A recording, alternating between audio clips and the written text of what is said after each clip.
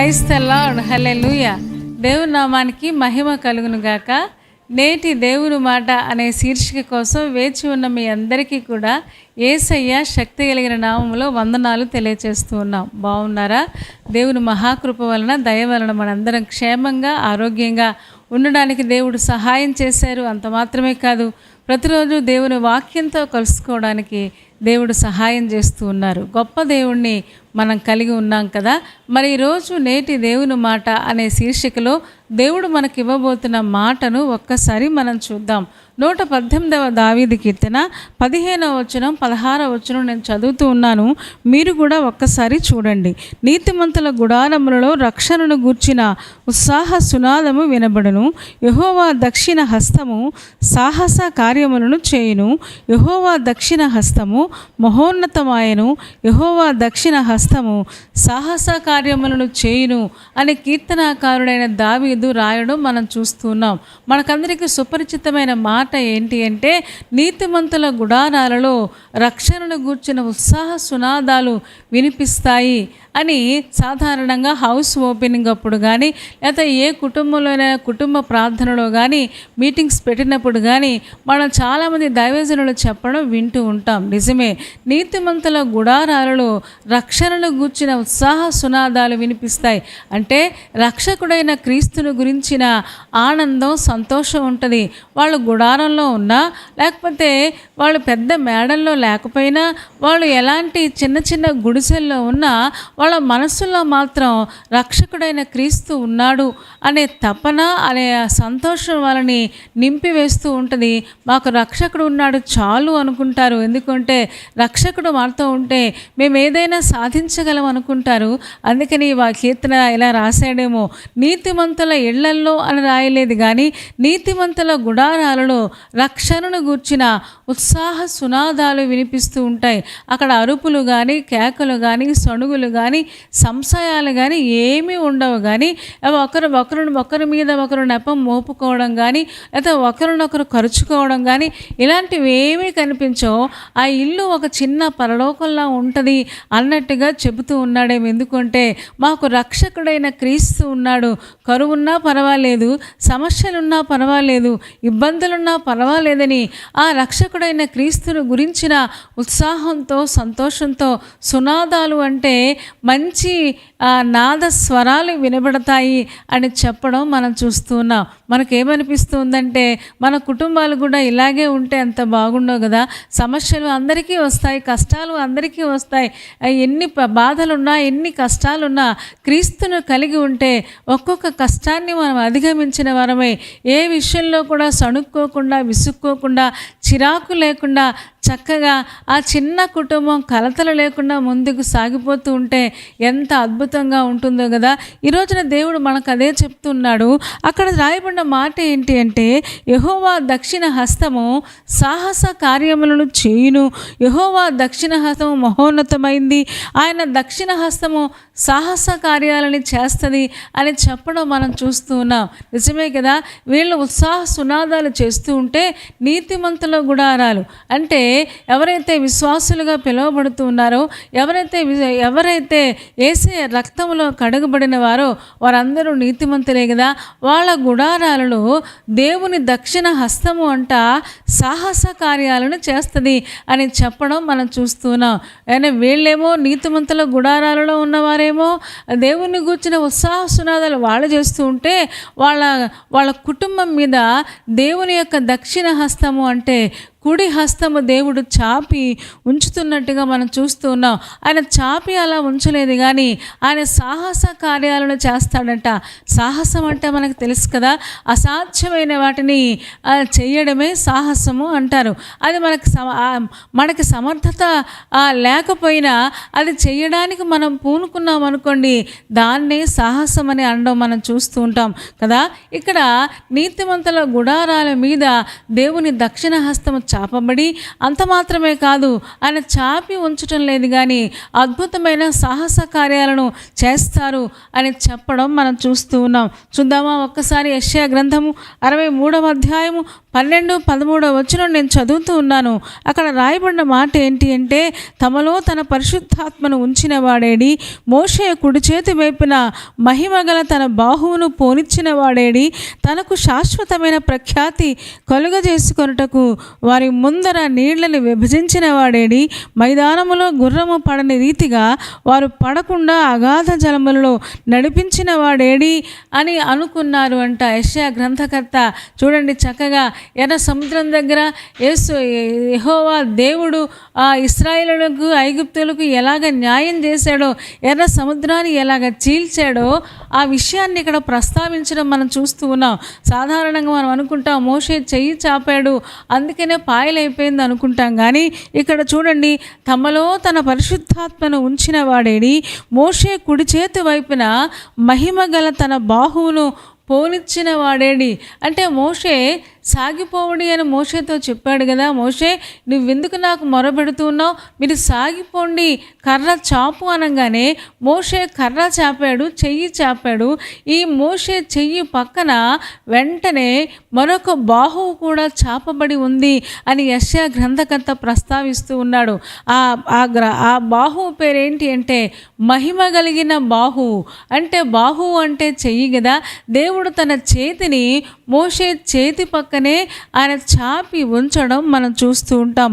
వెంటనే వారి ముందర నీళ్లను విభజించిన వాడేడి, ఆయన చక్కగా మైదానములో గుర్రము పడకుండా వెళ్ళిపోయినట్టుగా అగాధ జలములలో వారు పడకుండా అగాధ జలాలలో దేవుడు చక్కగా ఇశ్రాయేలును నడిపించినట్టుగా మనం చూస్తూ ఉంటాం. ఎందుకు అంటే యెహోవా దక్షిణ హస్తము సాహస కార్యములను చేయును అని మనం చదువుతూ ఉన్నాం కదా. దేవుడు తన మహిమగల బాహువును చాపినట్టుగా మనం చూస్తూ ఉన్నాం. చూడండి ఒక్కసారి నిర్గమకాండం 15వ అధ్యాయము 14వ అధ్యాయము 15-19 వచనాలు మనం చూడగలిగితే అక్కడ రాయబడిన మాట ఏంటి అంటే 14వ అధ్యాయంలో 15-19 వచనాలు నేను చదువుతున్నాను. అంతలో యెహోవా మోషేతో, నీవేళ నాకు మొర్రపెట్టుచున్నావు, సాగిపోవుడి అని ఇశ్రాయేలులతో చెప్పుము అని 19వ వచనం కూడా చదువుతున్నాను. అప్పుడు ఇశ్రాయేలుల ఎదుటి సమూహమునకు ముందుగా నడిచిన దేవదూత వారి వెనుకకు పోయి వారిని వెంబడించెను. ఆ మేఘస్తంభము వారి ఎదుటి నుండి పోయి వారి వెనుక నిలిచెను. సాగిపోవుడి అని నువ్వెందుకయ్యా మొరపెడుతున్నావు, మీరు సాగిపోండి అనగానే మోషేకి ఎంత విధేయత చూడండి. సాగిపోవుడి అనగానే ఇంకా ఎర్ర సముద్రంలో ఏమీ జరగలేదు, సాగిపోమంటే వెంటనే సాగిపోవడానికి మోషే కర్ర చాపనే వెంటనే అక్కడ మనం చూస్తూ ఉన్నాం. దేవదూతంట ముందుకెళ్ళిపోయి నీళ్లను విభజించినట్టుగా మనం చూస్తున్నాం. ఇశ్రాయేలులకు ముందు నడిచిన దేవదూత తర్వాత ఐగుప్తీయులు వెంటబడుతూ ఉంటే ఆ దేవదూత మళ్ళీ వెనక్కి వెళ్ళి ఇశ్రాయేలులకు ఐగుప్తీయులకు మధ్యన నడిచి వాళ్ళని సముద్రంలో ముంచివేసినట్టుగా మనం చూస్తూ ఉన్నాం. దీనికి కారణం ఏంటి అంటే దేవుడు సాహస కార్యాలు మన జీవితంలో జరిగించాలి అంటే మొట్టమొదట మనకు కావాల్సింది ఏమంటే విధేయత. మోషే నువ్వెందుకయ్యా మొరపెడుతున్నావు, సాగిపోండి అనగానే సముద్రం వైపు పాయలు చేయనగానే వెంటనే చెయ్యి చాపాడు, వెంటనే కర్ర చాపాడు, మహిమగల తన బాహువును దేవుడు పోనిచ్చాడు అంట. మనం చూస్తూ ఉన్నాం. మనం విధేయత చూపిస్తే విధేయత ఆశీర్వాదాలు తీసుకొని వస్తుంది. పిల్లలు తల్లిదండ్రులకు విధేయత చూపించాలి, తల్లిదండ్రులు పరలోకపు తండ్రి అయిన దేవునికి విధేయత చూపించాలి. కుటుంబంలో ఒకరి పట్ల ఒకరు విధేయత కలిగి ఉండాలి. ఏమండి విధేయత ఎక్కడ ఉంటుందో ఆశీర్వాదాలు అక్కడ ఉంటాయని మనం తెలుసుకుంటూ ఉన్నాం. ఎందుకు అంటే దేవుడు సాహస కార్యాలు మన జీవితంలో జరగాలి అంటే, దేవుడు సాహసాలు మనం పొందుకోవాలి అంటే తప్పకుండా దేవునికి మనం సంపూర్ణమైన విధేయత చూపించగలిగితే దేవుడు తన సాహసాలు, అద్భుతాలు, ఆశ్చర్య కార్యాలు మన జీవితంలో జరిగిస్తాడని మనం తెలుసుకుంటూ ఉన్నాం. మనందరికీ తెలుసు కదా, అబ్రహాము జీవితంలో కూడా ఎంత అద్భుతమైన కార్యం జరిగిందో. శారా గొడ్రాలు అయినా సరే అబ్రహాము శారా దేవునికి సంపూర్ణమైన విధేయత చూపించినప్పుడు దేవుడు వారి జీవితాల్లో నీతిమంతుల గుడారాలలో రక్షణను గూర్చిన ఉత్సాహ సునాదాలు వినిపిస్తాయి అన్నట్టుగా వారి రక్షకుడైన దేవుణ్ణి గురించిన ఉత్సాహంతో సంతోషంతో వారి జీవితాన్ని గడుపుతూ ఉన్న సమయంలో మనం చూస్తాం. గొడ్రాలైన శారా జీవితంలో దేవుడు శక్తినిచ్చి బలమునిచ్చి ఆమె ద్వారా దేవుడు ఒక కుమారుణ్ణి అనుగ్రహించినట్టుగా మనం చూస్తూ ఉన్నాం. దేవుడు సాహస కార్యాలు చేసే గొప్ప దేవుడైనాడు. నీతిమంతుల గుడారాలలో ఉంటే ఆ నీతిమంతుల గుడారాల మధ్యలో దేవుని హస్తము చాపబడి ఉంది. అంత మాత్రమే కాదు, దేవుడు తన సాహసమైన కార్యాలు మన జీవితంలో ఆయన జరిగిస్తాడు. నెహెమ్యా గ్రంథము 2వ అధ్యాయము 18వ వచనం కూడా మనం చూద్దామా? నెహెమ్యా గ్రంథంలో మనం చూడగలిగితే అక్కడ నెహెమ్యా ప్రాకారాన్ని కట్టడానికి వెళుతూ ఉంటే ఎన్నో ఆటంకాలు వస్తాయి, ఎన్నో ఇబ్బందులు వస్తాయి. అలాంటి ఇబ్బందుల మధ్యలో, అలాంటి కష్టాల మధ్యలో 2వ అధ్యాయము 18వ వచనం చదువుతున్నాను, మీరు కూడా చూడండి. ఇదియుగాక నాకు సహాయము చేయు దేవుని కరుణాహస్తమును గూర్చియు రాజు నాకు సెలవిచ్చిన మాటలనియు నేను వారితో చెప్పి తిని, అందుకు వారు మనము కట్టుటకు పూనుకొందము రెండని చెప్పి ఈ మంచి కార్యము చేయుటకే బలము తెచ్చుకొనిరి అని చెప్పడం మనం చూస్తూ ఉన్నాం. నెహెమ్యా నేను ప్రాకారాన్ని కట్టాను అని చెప్పటం లేదు, కానీ నాకు సహాయపడిన దేవుని దక్షిణ హస్తము అని చెబుతూ ఉండడం మనం చూస్తూ ఉన్నాం. ఏమంటే దేవుని కోసం మనం ఏదైనా ఒక కార్యాన్ని తలపెట్టినప్పుడు అది సేవ అయినా, పరిచర్య అయినా, లేకపోతే మరి ఇంకేది అయినా సరే దేవుని కోసం ఏదో ఒకటి మనం మొదలుపెట్టినప్పుడు తప్పకుండా దేవుడు తన దక్షిణ హస్తాన్ని మన మీద చాపి ఆ కార్యాన్ని చేయడానికి దేవుడు నెహెమ్యా ఎక్కడ పనిచేస్తూ ఉన్నాడో ఆ రాజు హృదయంలో దయ పుట్టించినట్టుగా, అంత మాత్రమే కాదు, తను యెరూషలేముకు వస్తే అందరూ ఉన్న సమాజంలో యూదులైన వారందరూ కూడా బలం తెచ్చుకొని నీతో పాటు మేము కూడా సహకరిస్తామని చెప్పడం, ఇవన్నీ జరగడానికి గల కారణం ఏంటి అంటే నాకు సహాయము చేయు దేవుని కరుణాహస్తము అని చెప్పడం మనం చూస్తున్నాం. దేవుని కరుణాహస్తము మనుషుల మధ్య ఐక్యతను తీసుకుని వస్తుంది. దేవుని కరుణాహస్తము మనం చేసే పనులన్నీ కూడా విజయవంతంగా ముగించడానికి, విజయవంతంగా ప్రారంభించడానికి దేవుడు సహాయం చేస్తారు.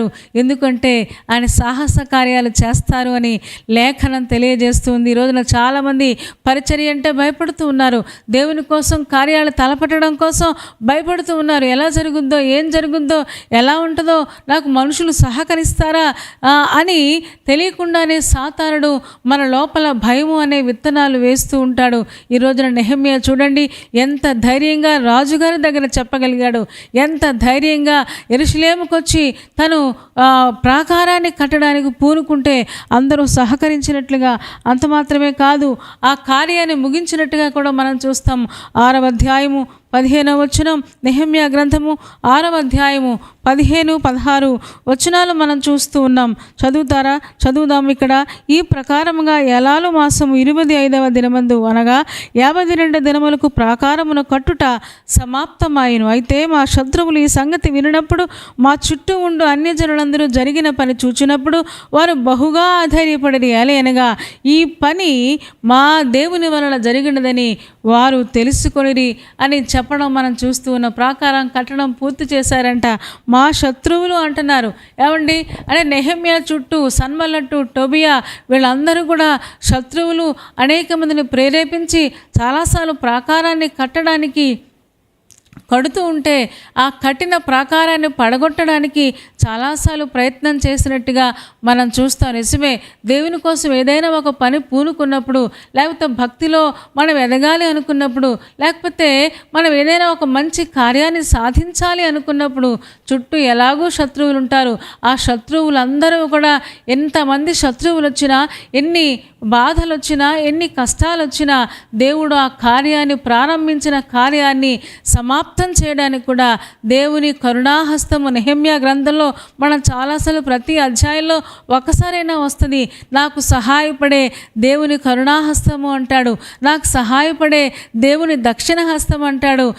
కారణం ఏంటి అంటే నేను కట్టడానికి పూనుకున్నాను, నేను నిలబడడానికి పూనుకున్నాను, కానీ నాకు నిజంగా నేను కట్టలేదు, కానీ దేవుని కరుణాహస్తమే నా ప్రతి ప్రయత్నాన్ని సఫలం చేసింది అని చెప్పడం మనం చూస్తూ ఉన్నాం. ఆటంకాలు వస్తాయి, శ్రమలు వస్తాయి, కష్టాలు వస్తాయి, శోధనలు వస్తాయి. ఇవన్నీ మనకి శత్రువులుగా అనిపించవచ్చు. శత్రువైన సాతాను కూడా ఆ రోజున సన్బలటు టోబియా ఎలాగైతే నెహెమ్యాని ఇబ్బంది పెట్టారో, ఏమంటే ఈ రోజున సాతాను కూడా మనల్ని ఇబ్బంది పెట్టడానికి మన కుటుంబ సభ్యులలో నుంచే ఒక్కొక్కసారి ఆ యొక్క ఆ విరోధ భావం కుటుంబ సభ్యుల్లో నుంచే బయలుదేరవచ్చు, మన బంధువుల్లో నుంచే రావచ్చు. అయినా సరే మనం ప్రారంభించిన పనిని ముగించడానికి, మనం ప్రారంభించిన దేవుని కార్యాన్ని ముగించడానికి పరిశుద్ధాత్మ దేవుడు తన దక్షిణ హస్తము ద్వారా మనకు సహాయపడతాడు. అందుకనే ఇక్కడ రాయబడిన మాట, యెహోవా దక్షిణ హస్తము సాహస కార్యాలను చేస్తుంది అని లేఖనం చెప్తుంది. దేవుడు సాహస కార్యాలు చేయాలి అంటే నెహెమ్యా విధేయత చూపించినట్టుగా, మోషే విధేయత చూపించినట్టుగా ఒక్కళ్ళు విధేయత చూపిస్తే చాలు ఆ కుటుంబంలో, అండ్ ఒక్కళ్ళు విధేయత చూపిస్తే చాలు ఆ సంఘంలో, సమాజంలో దేవుడు అద్భుతమైన ఆశీర్వాదాలు కృమ్మరిస్తాడు. ఎన్ని ఆటంకాలు వస్తాయి, శ్రమలు వస్తాయి, వాటన్నిటి మధ్యలో ఆటంకాలను అధిగమించి మనం ముందుకు సాగేలాగా దేవుని దక్షిణ హస్తము సాహసమైన కార్యాలను చేయడానికి ఆయన ఎప్పుడూ మనకు తోడుగా ఉంటారు. అలా చేయడానికి పరిశుద్ధాత్మ దేవుడు మనందరికీ సహాయం చేయనుగాక. తలలు వంచండి, కళ్ళు మూసుకోండి, చిన్న మాట ప్రార్థన చేద్దాం. పరిశుద్ధుడా, ప్రేమ కలిగిన మా తండ్రి, నీ పాదాలకు వందనాలు, స్తోత్రాలు చెల్లిస్తూ ఉన్నాం. నువ్వెంత మంచి దేవుడవు, ఎంత ప్రేమ కలిగిన దేవుడవు నాయన. నీతిమంతుల గుడారాలలో రక్షణను గూర్చిన ఉత్సాహ సునాదాలు వినిపిస్తాయి. దేవుని దక్షిణ హస్తము సాహస కార్యములను చేయును అని మీరు చెప్పినట్టుగా మేము చదువుతూ ఉన్నాము తండ్రి. ఈరోజు నేర్చుకుంటూ ఉన్నాం. నిజమే, నీతిమంతులుగా మమ్మల్ని చేసినందుకు వందనాలు. మా కుటుంబాలలో నీ హస్తము చాపబడి ఉన్నది అని మేము ధైర్యం తెచ్చుకుంటూ ఉన్నాం. చాపబడిన నీ హస్తాన్ని చూచిన వారమే దేనికి వెరవకుండా, భయపడకుండా నీ సాహస కార్యాలను చేసే నీ చేతి వైపు చూస్తూ మేము సాగడానికి సహాయం చేయము. మోషే వలె, నెహెమ్యా వలె విధేయత చూపించడానికి, సమస్యలను చూసి భయపడకుండా, ఆటంకాలను చూసి భయపడకుండా, వెనకడుగు వేయకుండా తండ్రి ముందుకు సాగిపోవడానికి మాకందరికీ సహాయం చేయము. మా ప్రతి ప్రయత్నంలో మీరు తోడుగా ఉంటారని వాగ్దానం చేసినందుకు వందనాలు చెల్లిస్తూ ఉన్నాం.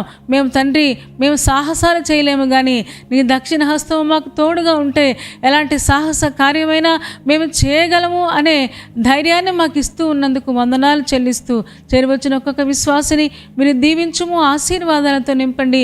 ఏ పనుల మీద, ఏ ప్రయాణాల మీద వెళుతూ ఉన్నారో ప్రతి పనిని సఫలం చేయండి నాయన. ప్రతి ప్రయాణాన్ని సఫలం చేయండి ప్రభువా. ఎగ్జామ్స్లో, ఇంటర్వ్యూస్లో తోడుగా ఉండండి. తలగా చేస్తారని వాగ్దానం చేసావు కదా, ఆ వాగ్దానం మీరు నెరవేర్చుము తండ్రి. బలహీనంగా ఉంటే ఇప్పుడే వారిని ముట్టి స్వస్థపరచండి. పెళ్లి రోజు, పుట్టినరోజు జరుపుకుంటున్న వారిని నాయన దీవించుము తండ్రి. నాయన మీరు ఇచ్చిన దయా కిరీటాన్ని బట్టి మీకు వందనాలు. నీ చిత్తములో ఎదగడానికి సహాయం చేయము దేవా. ఎంతమంది ఆప్తులను కోల్పోయి బాధలో ఉన్నారో వారిని కూడా ఒక్కసారి జ్ఞాపకం చేసుకొని ఆదరించి బలపరచుము. నీ కృపకు అప్పగించుకుంటూ యేసయ్య నామములో ప్రార్థించి వేడుకొనుచున్నాము తండ్రి. ఆమేన్. ఆమేన్ చెప్పారు కదా అందరూ. చాలా సంతోషం. చాలా శ్రద్ధగా దేవుని యొక్క వాక్యాన్ని మీరు వింటూ ఉన్నారు. మీ ఆసక్తిని బట్టి మేము కూడా సంతోషిస్తూ ఉన్నాం. కార్యక్రమం మీకు నచ్చితే లైక్ చేయండి, షేర్ చేయండి, కామెంట్ కూడా పెట్టండి. ఇంకా ఈ ఛానల్ని సబ్స్క్రైబ్ చేసుకోకపోతే డాక్టర్ స్పర్జన్ యూట్యూబ్ ఛానల్ని సబ్స్క్రైబ్ చేసుకోండి. తద్వారా నోటిఫికేషన్స్ అన్నీ మీకు వస్తాయి. మా కార్యక్రమాలన్నీ మీరు చూడొచ్చు. సరేనా అండి? దేవుని చిత్తమైతే మరలా రేపు ఉదయం మళ్ళీ కలుసుకుందాం. అప్పటి వరకు దేవుని మహాకృప మనందరికీ తోడే ఉండును గాక. ఆమేన్. ఆమేన్.